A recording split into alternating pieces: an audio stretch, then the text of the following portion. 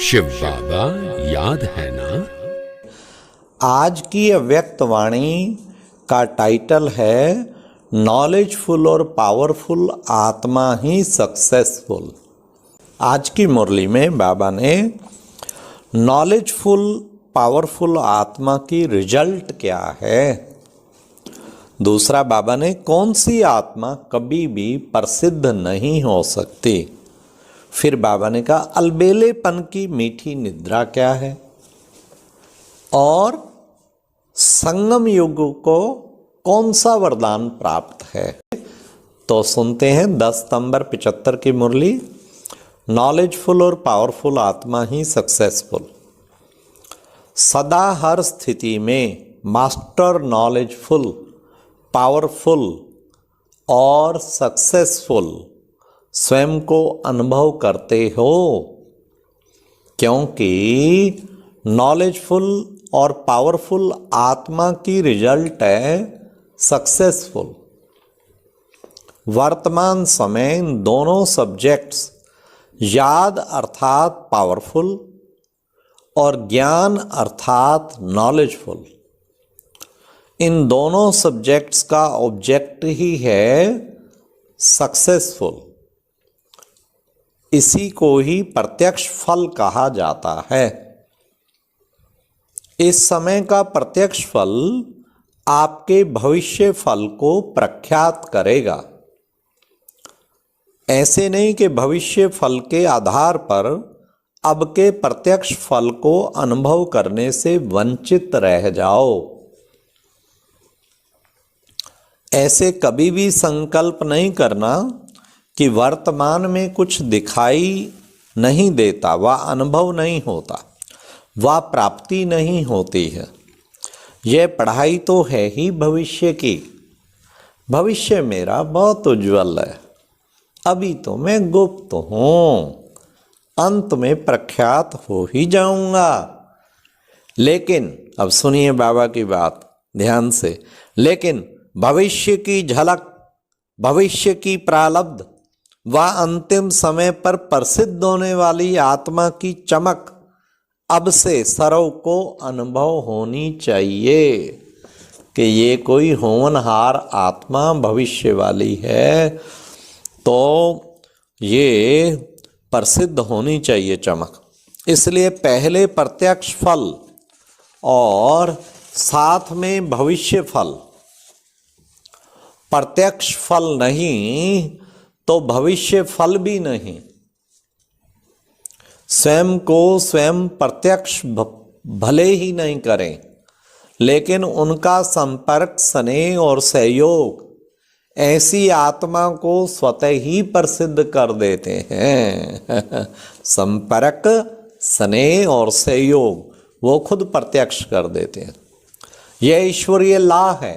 अब बड़े ध्यान से सुनना, क्या है ला, कि स्वयं को किसी भी प्रकार से सिद्ध करने वाला कभी भी प्रसिद्ध नहीं हो सकता। इसलिए यह संकल्प कि मैं स्वयं को जानता हूं, कि मैं ठीक हूं, दूसरे नहीं जानते, वह दूसरे नहीं पहचानते, आखिर पहचान ही लेंगे, वह आगे चलकर देखना क्या होता है।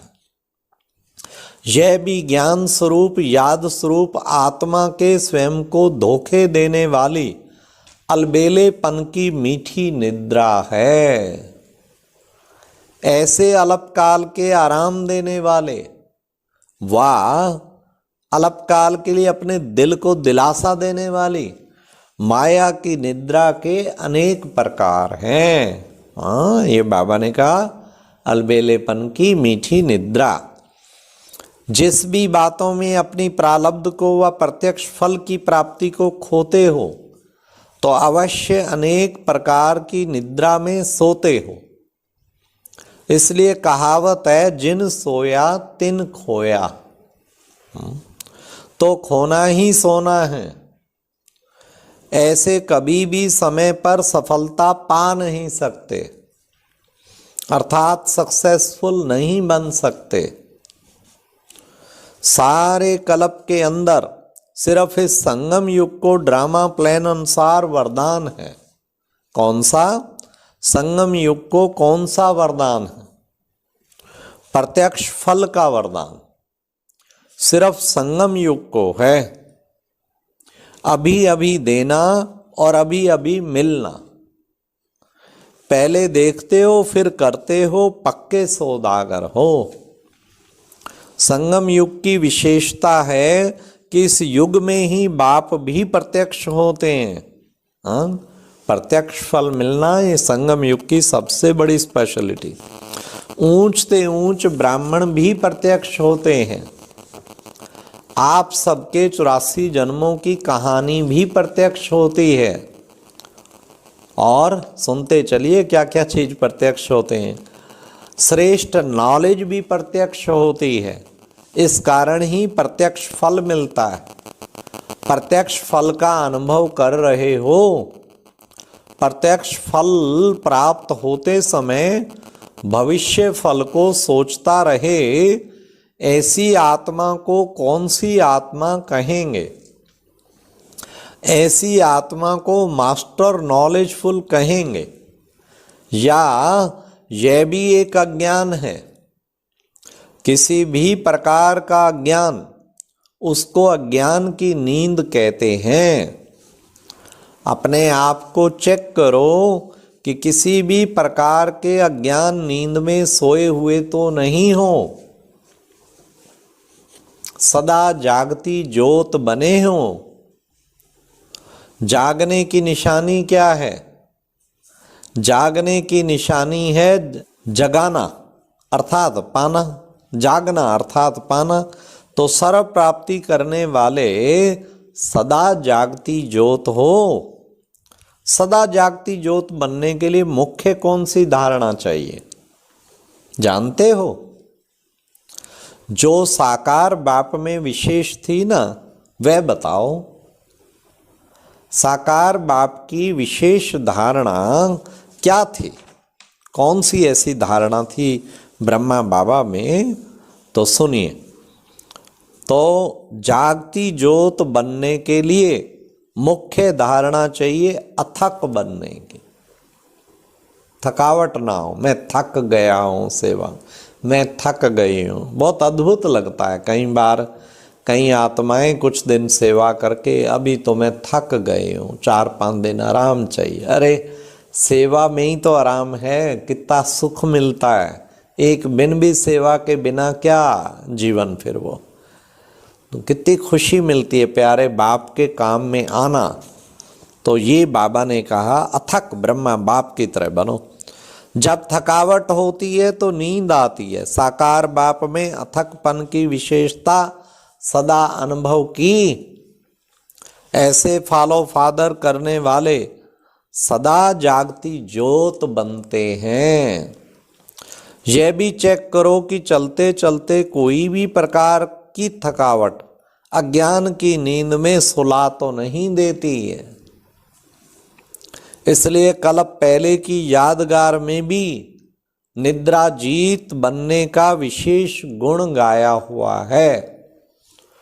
अनेक प्रकार की निद्रा से निद्रा जीत बनो।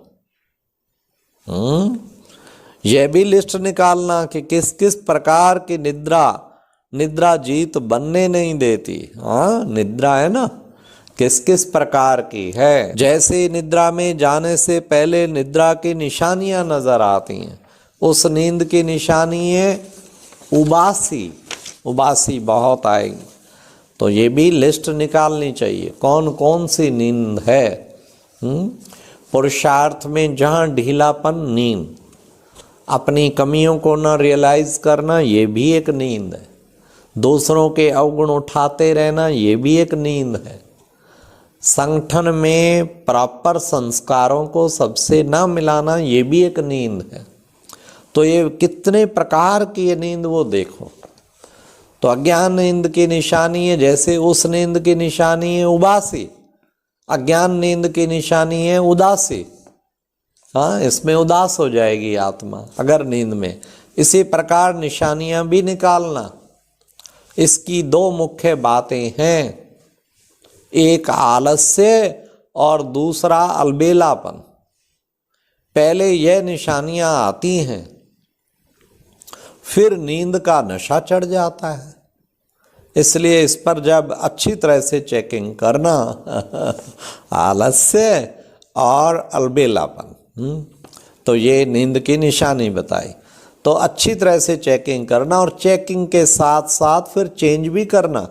सिर्फ चेकिंग नहीं करना, चेकिंग और चेंज दोनों ही करना। समझा? अच्छा, ऐसे स्वयं के परिवर्तन द्वारा विश्व को परिवर्तन करने वाले, बाप समान सदा अथक हर संकल्प, बोल और कर्म का प्रत्यक्ष फल अनुभव करने वाले, सर्व प्राप्ति स्वरूप विशेष आत्माओं को बाप दादा का याद, प्यार और नमस्ते। मुख्य क्या मिला रिजल्ट? नॉलेजफुल आत्मा की निशानी सक्सेसफुल। और प्रसिद्ध कौन नहीं हो सकता? जो स्वयं को सिद्ध करता है। और निद्रा कौन कौन सी है वो चेक करना है। और मुझे सदा जागती ज्योत बनना है, उसके लिए अथक बनना है। कल तक विशेष अभ्यास करना है सारा। ओम शांति। और अब यह एक बहुत अच्छी वीडियो भी जरूर देखें।